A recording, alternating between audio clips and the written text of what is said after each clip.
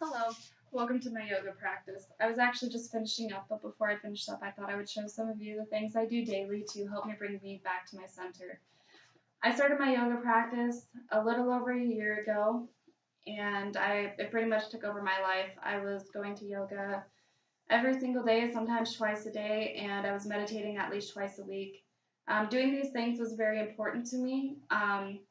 With a year ago, it was such a busy time with graduating high school, planning for college, all of that stuff. So finding time to just take care of myself and do the things that would help slow my mind down it really brought me back to my happy center. Um, but once I went to college, all of that changed. I had less time to do the things that were important to me and more time to worry about everything else that was going on in my life. I was so busy with class and homework and actual work and dance practice that I didn't have time to do the things um, that are important for me to do to remain calm and stress free. Um, but once we started this human relations class, all of that changed.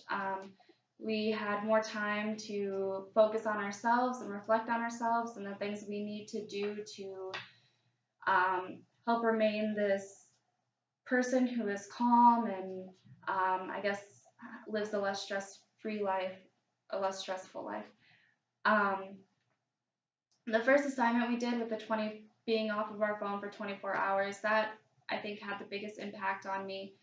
Um, Being off of my phone for a day straight, it made me more aware of the things around me and the people surrounding me. I would notice everyone else on their phones as they're doing something as simple as just walking from like one building to the next, and it really made me think about how distant we are from each other even when we're right next to each other because of our phones and social media. And um, even now I find myself using my phone less and less. Sometimes I'll be scrolling it and there'll be like a tiny voice in my head that just um, kind of tells myself to put it away and help me understand that it's really not bringing me any joy. It's just me being distracted from the things that I should be doing. During the first week, we talked a lot about acceptance and diversity, which was very interesting to me. Growing up, I grew up in a big city in a large family, so I was always around diversity. It was never really something I guess I really thought about just because it was something I saw every day in classrooms and grocery stores, just anywhere I was. And so it was very interesting for me to hear everyone's thought process on this in the class because a lot of students are from small towns, so they didn't get the experience I did growing up.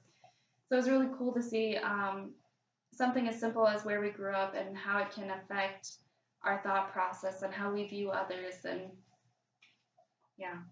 Moving on to the second week, we talked a lot about religion and sexual orientation. I found this very interesting as I'm an education major, so which is something I will have to deal a lot with being a teacher. And I read an interesting article about a teacher who she had this assignment that she would send home every single day, and it was just asking what your mother and father did, what they want you to do, what you want to be, just things like that. And there was one student who was not sending it back.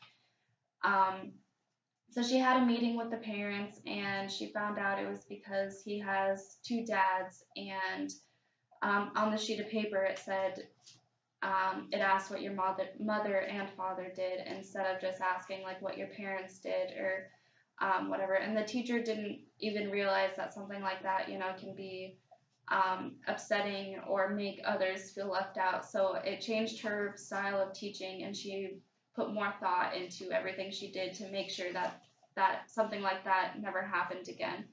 Um, which I've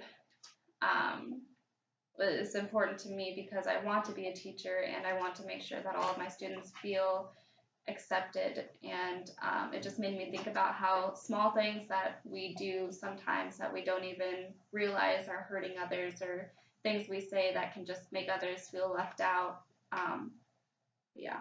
So moving on to the third week, we talked a lot about disabilities and age differences and things like that, and it really just made me think about how we just need to be accepting of everyone and treat everyone the same. I think oftentimes because people are a certain age or because there's something different about them, we think that we have to treat them differently, which just causes more harm than it does good.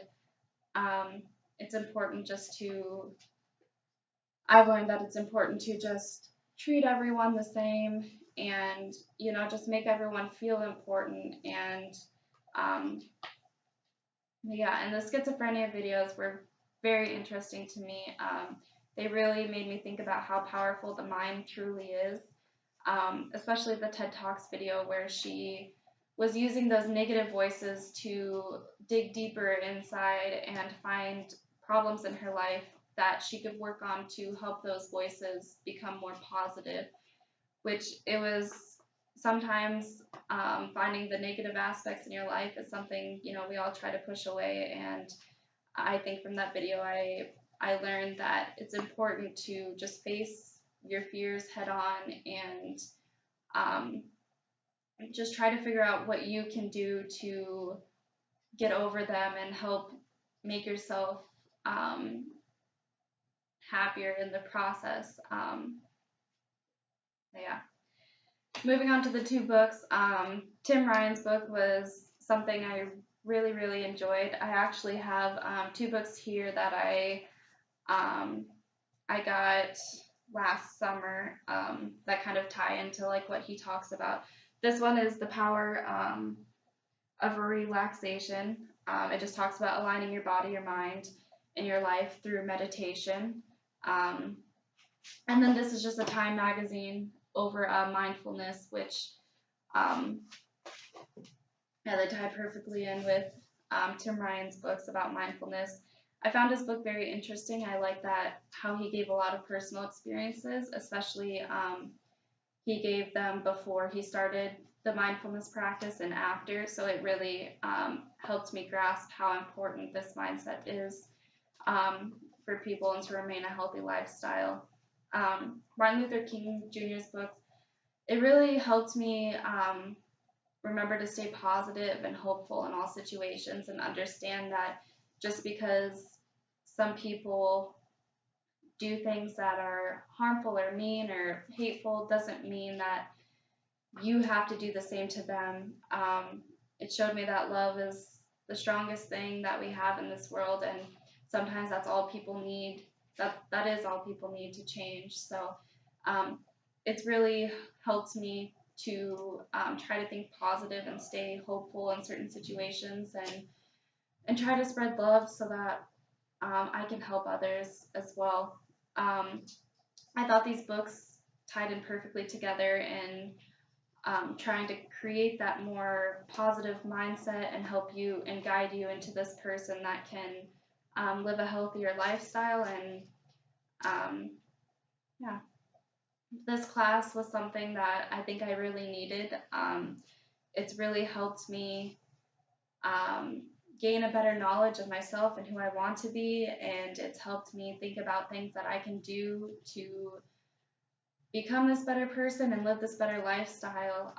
All of the articles and videos we watched, I found myself reflecting on things I am gaining out of it and information that I want to use to help me become this better person.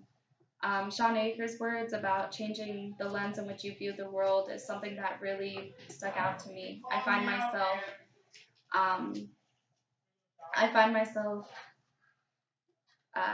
practicing his words every single day. If I'm in a stressful situation or there's something that's upsetting me, I try to think about his words and just try to look on the bright side and think about the silver lining that's coming out of it. Yeah, thank you.